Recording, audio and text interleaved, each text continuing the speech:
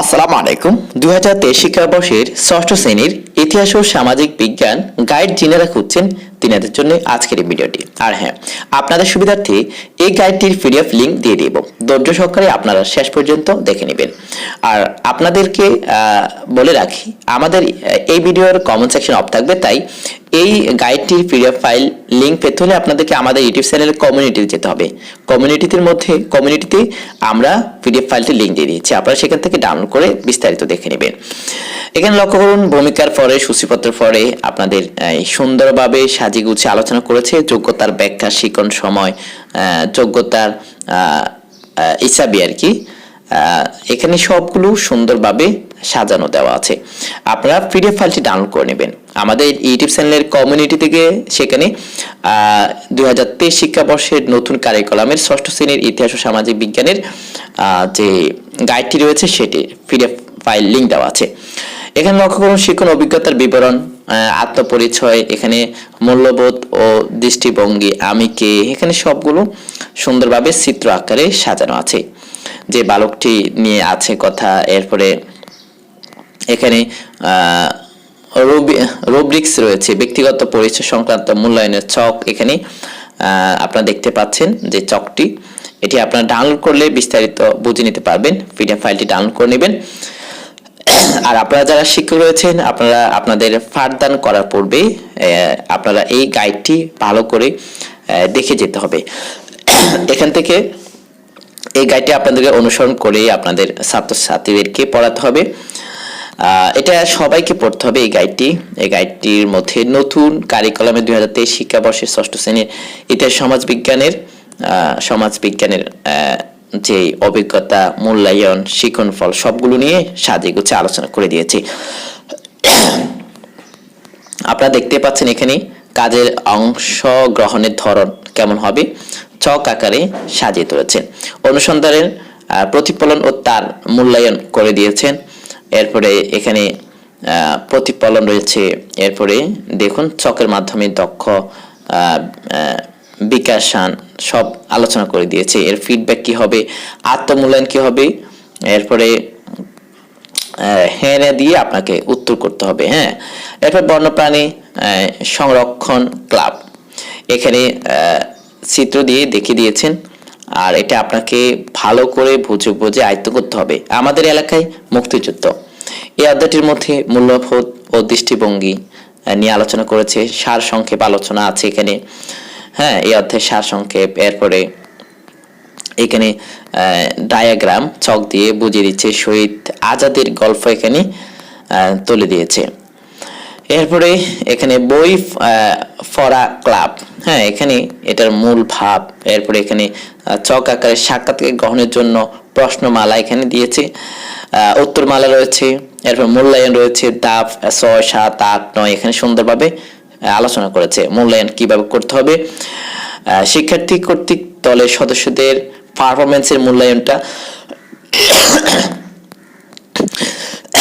এখানে আলোচনা করে দিয়েছে। আবার বলছি, আপনারা যারা পিডিএফ ফাইল পাচ্ছেন না তিনাদেরকে বলছি, এই গাইডটির পিডিএফ ফাইল লিংক আমাদের ইউটিউব চ্যানেলের কমিউনিটিতে পাবেন। সেখানে আমরা পোস্টে পিডিএফ ফাইল লিংক দিয়ে দিয়েছি। সামাজিক পরিচয়ের ছক এখানে তৈরি করে ডানে দিয়েছি ছক আকারে। এখানে আপনারা দেখতে পাচ্ছেন আমাদের নৃগোষ্ঠীগত পরিচয় সেশন 46-47 এখানে সুন্দরভাবে সাজিত। লুসি, এরপরে অ্যাসাইনমেন্টের নমুনা, মানুষ কোথা থেকে এলো, হ্যাঁ, এখানে দলের নাম, এরপরে দলের সদস্যদের নাম, হ্যাঁ, এরপরে রাজার আস্তাবল, এরপরে বাড়ির কাজ, এখানে সবগুলো রয়েছে। আপনাদেরকে এটা পড়েই পাঠদান করাতে হবে। অনুসন্ধানী প্রশ্নের নমুনা রয়েছে। এরপরে সেশনের করণীয় রয়েছে। হ্যাঁ, এরপরে এই সেশনের করণীয় কি, এটা হচ্ছে ফার্স্ট দ্য গ্লোব খেলার ভাষা নিয়ে কুইজ খেলা সুন্দরভাবে আলোচনা করেছে। কুইজের নিয়ম দিয়েছেন। বিভিন্ন স্থানে আঞ্চলিক ভাষা বলে কোনটা, কোন অঞ্চলের ভাষা তা উত্তর দিতে বলবেন এখানে আছে। এরপরে ভাষা মানচিত্রের জন্য অনুসন্ধান প্রশ্নের নমুনা, এরপরে এখানে মূল পঙ্ক্তি সোনার তরী ফাল্গুন 1298। শিক্ষার্থীদের দলে বসে বিভিন্ন সময়ের ভাষায় লেখা কবিতাটি পড়বে। এখানে সাহায্যে গুছিয়ে দেওয়া আছে, আপনারা পিডিএফ ফাইল ডাউনলোড করে সুন্দর করে দেখে নিতে পারেন। আর এখানে দেখুন মেলা পরিদর্শনের নিয়ম এখানে রয়েছে। এরপর পারদর্শিতার নির্দেশক চক আকারে দিয়েছেন সামাজিক পরিচয়ের।